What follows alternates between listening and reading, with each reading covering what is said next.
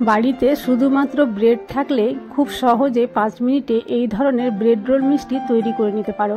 আর যদি হঠাৎ কোনো গেস্ট চলে আসে তাদের আপ্যায়নেও কাজে লাগাতে পারো। তারা খেয়ে বুঝতেই পারবে না এটা দোকানের কেনা না বাড়ির তৈরি করা।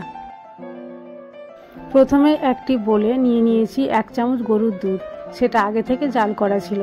আর নিয়ে নিচ্ছি 1 চামচ কাস্টার্ড পাউডার, সেটিকে ভালো করে গুলে সাইডে সরিয়ে রেখে দেব। তারপরে এখানে 6 পিস ব্রেড নিয়ে নিয়েছি আর একটি কাঁচির সাহায্যে এই ধারগুলো কেটে কেটে পরিষ্কার করে দিচ্ছি। পিকে ম্যাজিক ফুড ফ্যাক্টরিতে তোমাদের সকলকে স্বাগত জানিয়ে শুরু করছি আজকের রেসিপি। আজকের রেসিপিটা খুবই সহজ আর খুব অল্প উপকরণ দিয়ে খুবই অল্প সময়ের মধ্যে আমি তোমাদের করে দেখাচ্ছি। তাহলে ভিডিওটি স্কিপ না করে প্রথম থেকে শেষ পর্যন্ত দেখার অনুরোধ রইল।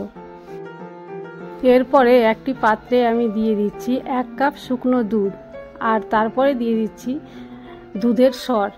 এখানে আমার গরুর দুধ 500 গ্রাম লাগবে, সেটা আগে থেকে জাল দিয়ে রেখেছিলাম। আর সেই জাল দেওয়া দুধের যে সর ছিল সেই সরটা আমি সরিয়ে রেখেছি আর এই সরটাই আমি এখানে দিচ্ছি। আর দিয়ে দিচ্ছি 2 চামচ লিকুইড দুধ। তারপরে ভালোভাবে মেখে নিচ্ছি।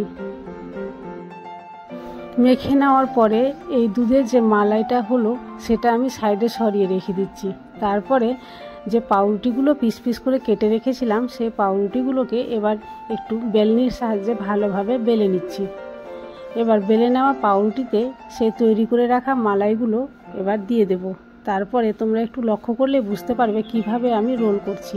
প্রতিটা পাউরুটির মধ্যে এইভাবে দিয়ে একটা একটা রোল বানিয়ে আমি রেখে দিচ্ছি। দেখতেই পাচ্ছ এখানে 6টা রোল তৈরি হয়েছে। এবার গ্যাসের ফ্লেম অন করে সেই 500 দুধ যেটা জাল দেওয়া ছিল সেটাকে আবার চাপিয়ে দিয়েছি আর দিয়ে দিচ্ছি স্বাদ মতো চিনি। তোমরা তোমাদের স্বাদ অনুসারে চিনিটা দিবে।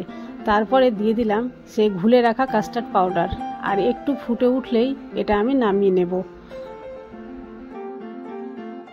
তোমরা যদি এখনো পর্যন্ত আমার চ্যানেলটি সাবস্ক্রাইব করে না থাকো তাহলে প্লিজ চ্যানেলটি সাবস্ক্রাইব করে দিও। আর যদি আগে থেকে করে থাকো তাহলে তোমাদের জন্য রইল অশেষ ধন্যবাদ। তৈরি করে রাখা কাস্টার্ড আর দুধের যে মিশ্রণ ছিল সেটাকে এবার এই ব্রেড রোলের উপরে দিয়ে দেব। আর কিভাবে দিচ্ছি একটু ভালোভাবে লক্ষ্য করলেই বুঝতে পারবে। এই লিকুইড দুধটা দেওয়ার কাজটা একটু ধৈর্য সহকারে করতে হবে, কারণ পাউরুটির কোনো অংশ যাতে ফাঁকা থেকে না যায়, সম্পূর্ণভাবে ভিজে যায়। দেখতেই পাচ্ছ কত সুন্দরভাবে ব্রেড রোল মিষ্টিগুলো তৈরি হয়ে গেছে।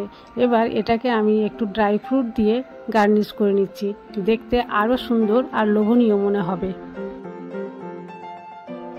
পিকে ম্যাজিক ফুড ফ্যাক্টরিকে তোমরা যদি ইনস্টাগ্রামে ফলো করতে চাও তাহলে ডেসক্রিপশানে লিংক দেওয়া রয়েছে, সেখানে গিয়ে অবশ্যই ফলো করতে পারো। তোমাদের একটু কেটেও দেখাচ্ছি কতটা সফট হয়েছে, মুখে দিলেই মনে হবে সঙ্গে সঙ্গে মিলিয়ে যাচ্ছে।